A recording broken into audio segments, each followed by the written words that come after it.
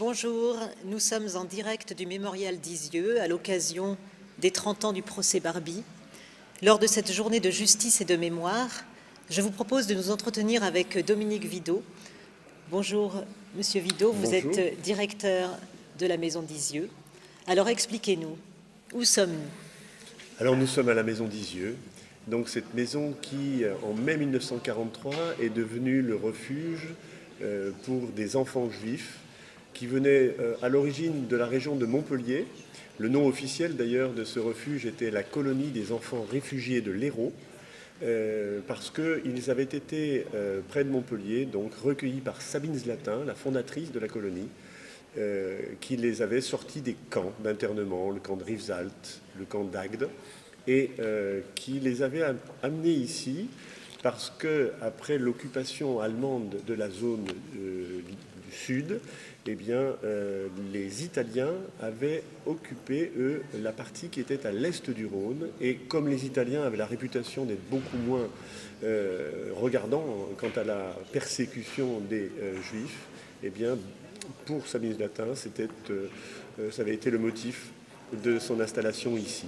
105 enfants sont passés par ici, dont malheureusement 44 étaient présents le 6 avril 1944, lorsque la Gestapo est venue les arrêter, avec leurs 7 éducateurs.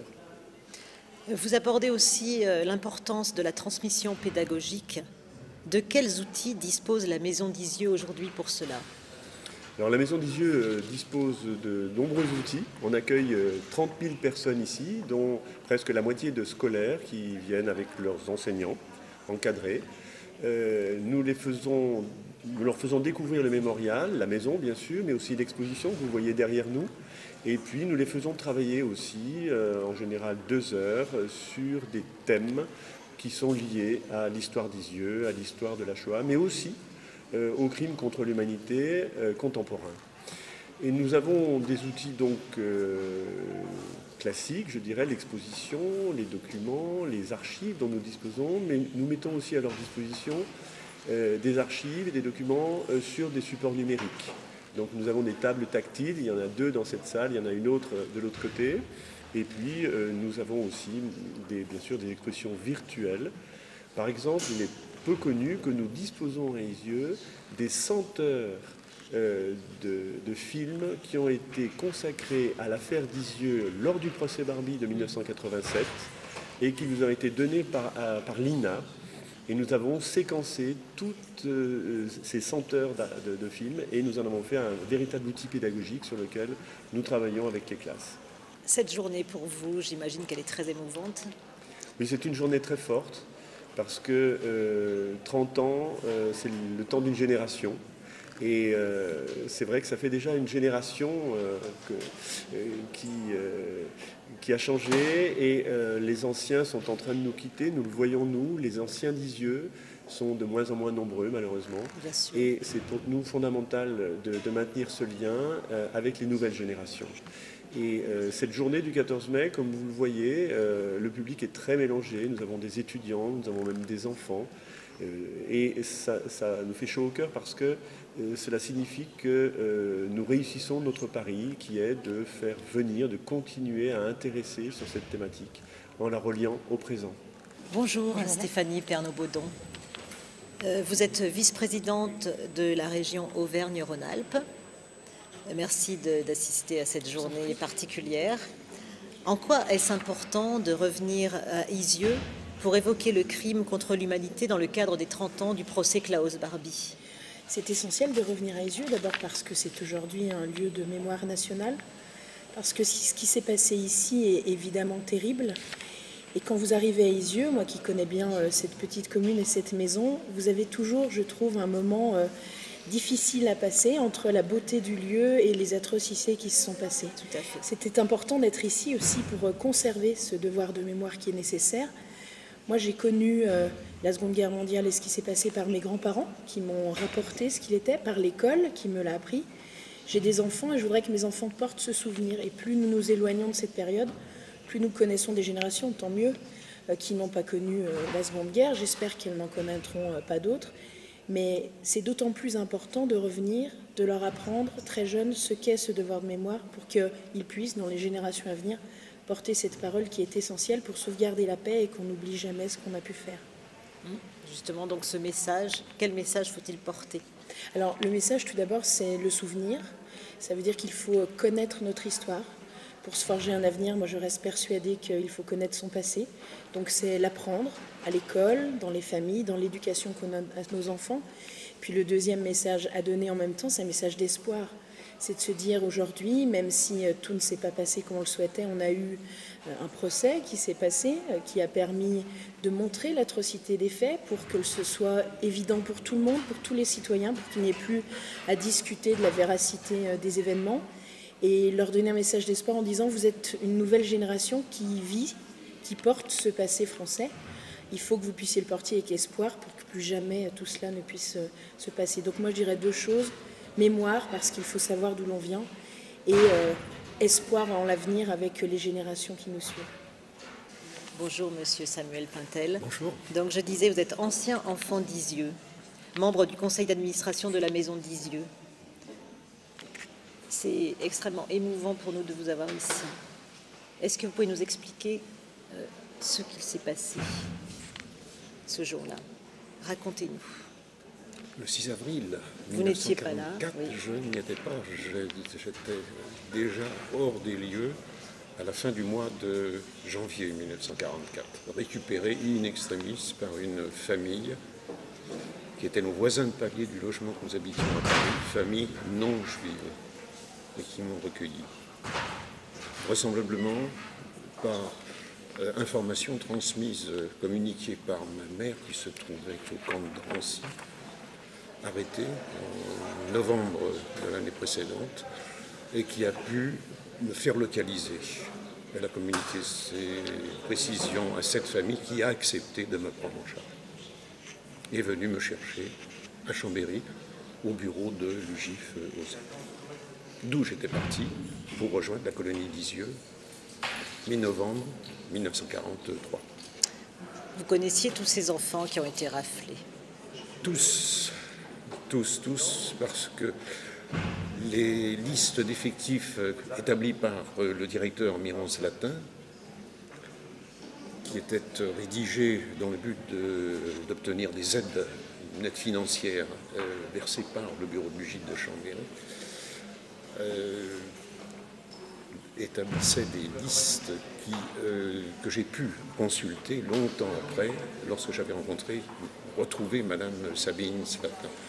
Et je me suis aperçu que tous les enfants, les 42 enfants et les 2 adolescents qui ont été arrêtés en avril 1944 étaient déjà tous présents au mois de décembre, fin décembre 1943. Donc je les avais tous. Ça a été un événement déclencheur pour mon engagement ensuite pour parler, si je peux dire, pour les enfants d'Isieux qui ne peuvent plus parler. Bien sûr, je comprends. Merci beaucoup, monsieur Samuel Pintel, et très bonne journée ici à Isieux. Michel Massé est professeur émérite en droit et sciences criminelles à l'université de Poitiers. Il vient de participer à une table ronde et je l'accueille. Monsieur Massé, je vous en prie, bonjour. Bonjour madame. Bienvenue ici. Donc, sans les procès de Nuremberg et la qualification du crime contre l'humanité, Klaus Barbie aurait-il pu être condamné? Probablement pas. Probablement pas parce que on l'a cherché longtemps, Oui. on l'a trouvé tard, et au moment où on a déclenché les poursuites pour le juger, on était 40 ans après les faits, Oui. et à l'époque, en droit français, d'ailleurs ça n'a pas énormément changé depuis, 10 ans après les faits, il était trop tard pour déclencher les poursuites. Et c'est là que le droit de Nuremberg, enfin ce qui avait été fait à Nuremberg, a pu être utilisé. C'est-à-dire qu'on a poursuivi Barbie pour des infractions de droit français. Le mot crime contre l'humanité n'existait pas en droit français. Donc on l'a poursuivi pour des meurtres, tortures, enlèvements, séquestrations, des choses comme ça, très, très ordinaires. Mais on a dit, au regard du droit de Nuremberg, ces infractions sont des crimes contre l'humanité. Parce que ça avait déjà été dit, ça, à Nuremberg. Et si ce sont des crimes contre l'humanité, ce sont des crimes imprescriptibles, donc on peut le juger. D'accord. Voilà. Donc vous avez répondu à ma deuxième question, Très qui était clairement. justement le crime contre l'humanité, c'est quoi? Le crime contre l'humanité, c'est un... Enfin, il est imprescriptible, ça c'est une chose. Ouais. Maintenant, la question c'est de dire un peu son contenu.